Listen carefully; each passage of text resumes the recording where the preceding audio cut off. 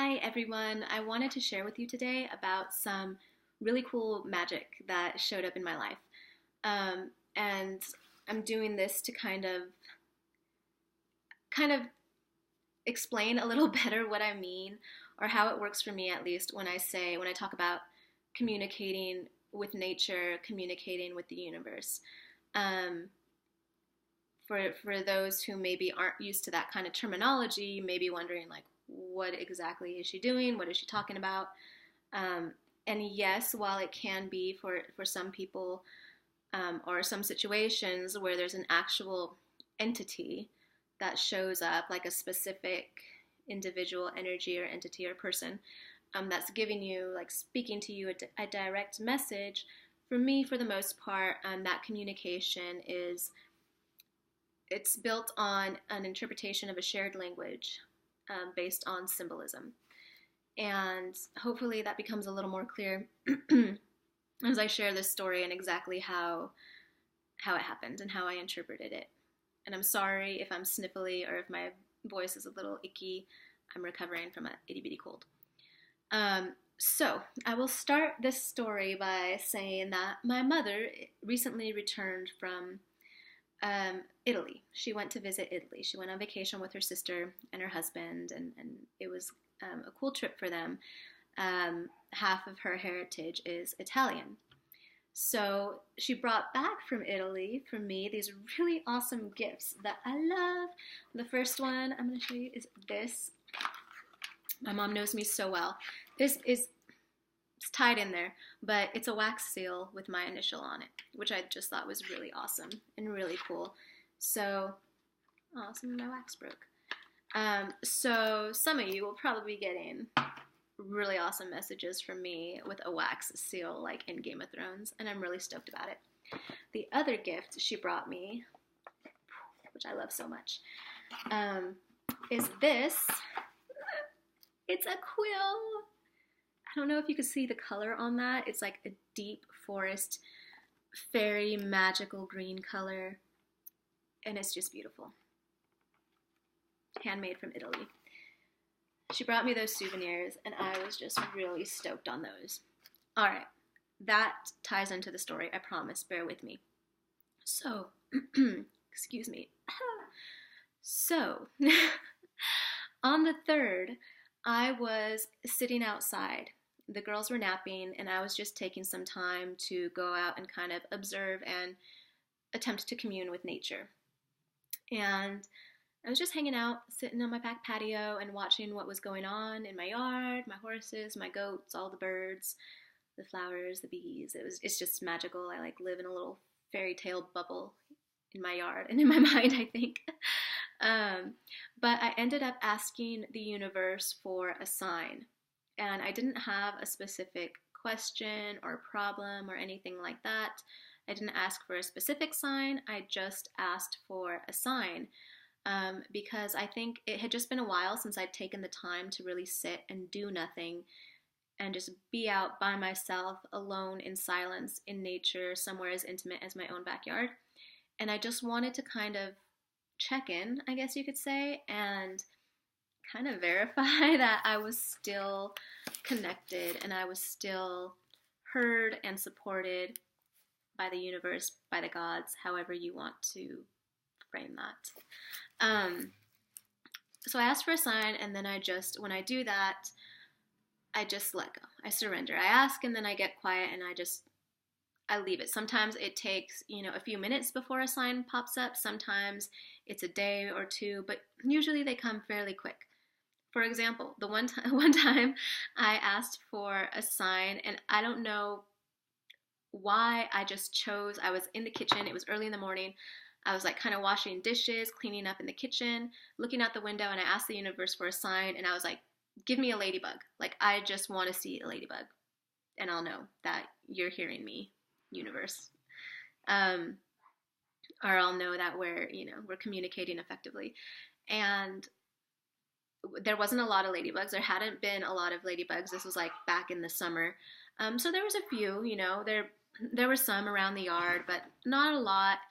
And it was kind of like an obscure thing that I thought, yeah, there's a pretty good chance that I'll see a ladybug, so then I'll like feel validated for myself, but they're not so prevalent out there that it's like a guaranteed thing.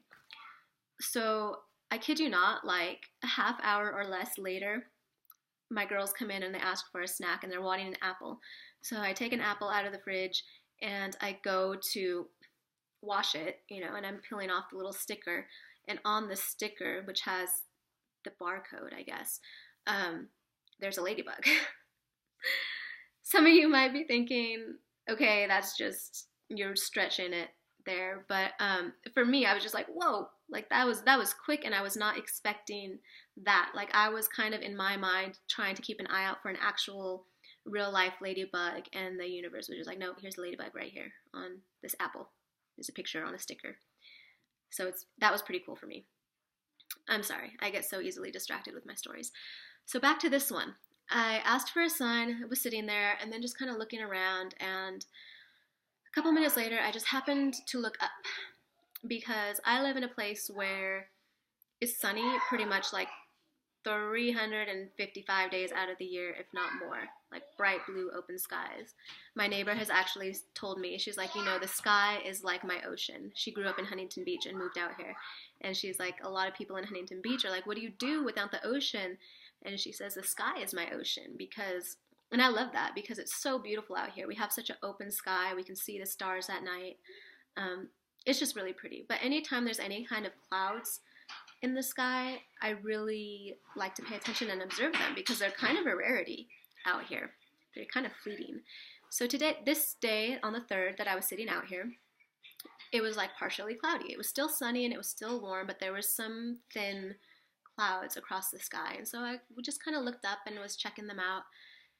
And right when I looked up, I see this huge flock of geese migrating in a V formation, flying east. They were headed straight east. And it was a huge flock. And this is something that I haven't seen since childhood, really. I can't remember the last time I saw a flock of geese migrating, which is really sad when I think about it, because that's either telling me that I haven't been paying attention or there's just less of them.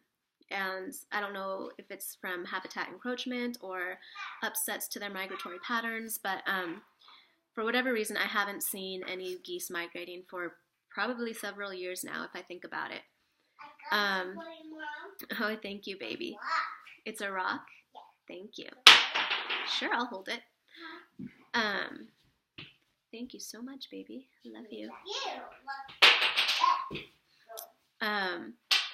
So it really stood out to me because it was something that was kind of unusual for my landscape, and that, again, I just hadn't seen in a long time. And they were so high up that I couldn't even hear them. So it's not like I heard them and looked up. I just happened to glance up right as they were flying across my head, basically. And I thought, could that be the sign? I don't know. Maybe, again, I'm kind of grasping at straws. But it stayed in my mind, so I actually wrote about it the next day. I said, and I have it in my journal right here because I like to give myself proof when the synchronicities and the messages start coming so fast and just like so magical that it's making your head spin. You can kind of sometimes start questioning yourself because that's just how we've been conditioned and we've been trained, and you start thinking, well, maybe I'm a little crazy and maybe I'm really grasping at straws here and like making a big deal out of nothing. Maybe this is all just coincidence. So anytime messages or signs come through, I write them down because I like to be able to go back and verify with myself that, yeah, this actually happened and this was actually what I was feeling. These were the messages I was getting. And it's saved me a lot of questioning myself. It's a practice I recommend. So anyways, I wrote, last night I heard coyotes as I was falling asleep, which was kind of unusual too. That was another special synchronicity that happened. If you follow me on Instagram, you saw that I had posted a picture of a magazine that my daughter had received that featured a coyote on the cover, and I was talking about how they're a very special animal to me and to my practice and my spirituality. But I hadn't heard them in like several months, and they're out here. I live in the desert, so I know they're out here. Sometimes I even see them if we're driving early in the morning, but Hadn't heard them in a long time, and even wrote about that on my Instagram post. I was like, I was really happy to get this magazine with the coyote because it's been so long since I've heard them, but I'm keeping my ears open. And then I had to go back and delete that comment because when I post on Instagram, a lot of times I write too much and then it doesn't let me post. So I took that part out, but it was actually a conscious thought in my head that I haven't heard them in a really long time and I want to. So it was cool that I heard them a few nights after that. And then I also wrote, yesterday I saw a flock of geese in a V formation flying towards the east. All right, no big deal. Then, because I kept thinking about these geese and thinking maybe this is a sign, I feel like it is. This was kind of unusual. It made me feel, it's more the feeling that I have when I see something, that something invokes in me. And when I saw those geese, it was just kind of a sense of awe and childlike wonder and like, wow, just, I wasn't even really thinking. I was just watching them and thinking how cool and beautiful it was and how lucky I felt to just have glanced up at that time so I could watch them fly like that. So then I pulled out my trusty Animal Speak book, which is like kind of like my Bible for animal symbolism and interpretation in shamanism. I got this book when I was like 15, maybe even younger. I asked for it for my birthday, and my parents were sweet enough to order it for me, and I remember so specifically sitting there, my little birthday party, and like opening this up and being really happy, and like my friends just kind of being like, okay. But yeah, I love this book. Anyways, so there's a whole mess about the goose and its symbolism. And part of it, the part that really jumped out at me was, the goose can also be a totem to aid you in communication, especially through the use of stories. Its feather for a long time was the standard writing instrument. Individuals wishing to write, be it stories or anything, can facilitate the process by working with the goose as a totem. It will stimulate the imagination and help you move through creative blocks. Writing with the goose quill pen will help this even more. Many arts and craft shops help you in finding or making your own quill pens. So, obviously that made me think of this beautiful little gift that my mother had just given me on October 30th, the day before Samhain, the witch's new year. Halloween, when she came to visit, because she had just gotten back into the country on the 29th. And then she gave me this on the 30th. And then just this, the 3rd, like I said, what day was the 3rd? Saturday? Was it? Yeah, it was. Saturday, I saw these geese. So that, to me, was just a very kind of wow moment. And also, just to check it out some more, I referred to my animal spirit messengers from this oracle deck by Stephen D. Farmer, who is the author of this Earth Magic book that I also really enjoy. He has a goose in his deck, and you can see there that it says, take time to rest and recuperate rather than continuing your striving, which is also a message that I really needed to hear. And it was very profound for me during this waning moon. Today is actually the dark moon. So that's the perfect time to rest and recuperate, kind of conserve your energy instead of like projecting it so much. So that was all just really cool and really magical for me. And I wanted to share it with you guys to kind of inspire you to maybe start developing that language, developing that communication for yourself with nature, with the universe, with spirit, with the animals, with the plants. It's very simple. Just ask. If you make the effort, if you want to communicate, the world wants to communicate with you. It wants you to be, you are a part of it. And when we act like we're not, when we act like we're separate from nature, we cut ourselves off from so much of this life's experience. So just ask, just make it heartfelt. Just take some, you don't even have to ask out loud. You can do it in your mind. Usually a lot of my communication is done in my mind because I'm around other people and stuff, that it would be weird if I was like, give me a sign.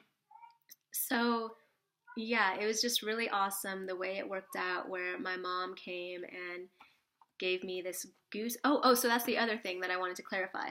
So when I read the thing about the goose quill in there, it made me think of this gift, and I was like, did she give me a goose quill, a goose feather quill? I didn't know. I was like, maybe they're made out of different kinds of feathers, like turkey or, I don't know, eagle.